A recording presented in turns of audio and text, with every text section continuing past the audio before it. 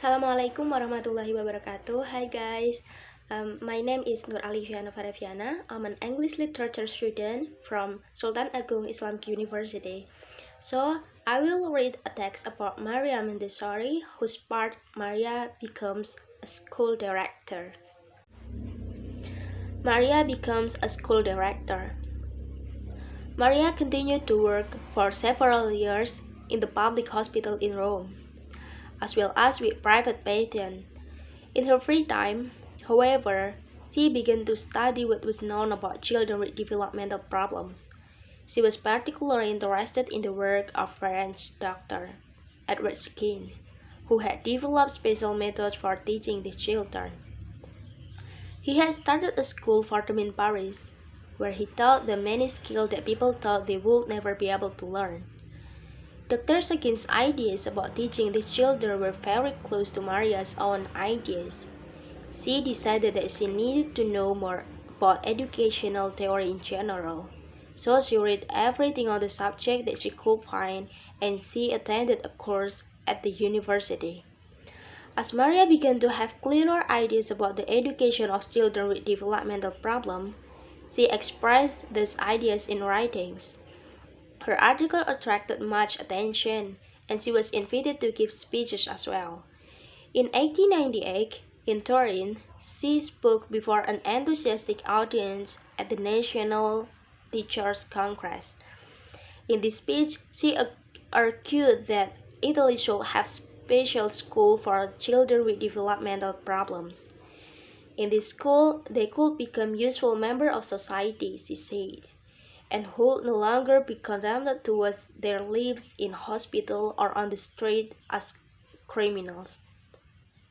Among the teachers and among the Italian people, there was strong support for Maria's idea of special schools. An organization called the National League for the Education of Retarded Children was started to raise money for them. Maria gave many speeches for the League and became one of its directors. She was soon widely known as an expert on children's developmental problems, and in 1898 she received an award for her research and her work in the hospitals. In 1899, the League had enough money and support to open a school in Rome. It was called the Orthophrenic School, and Maria was chosen as its first director. This was a great honor for such a young doctor and an extraordinary achievement for a woman of any age. But with her ideas, her experience, and her strong personality, Maria was clearly the best person for the job.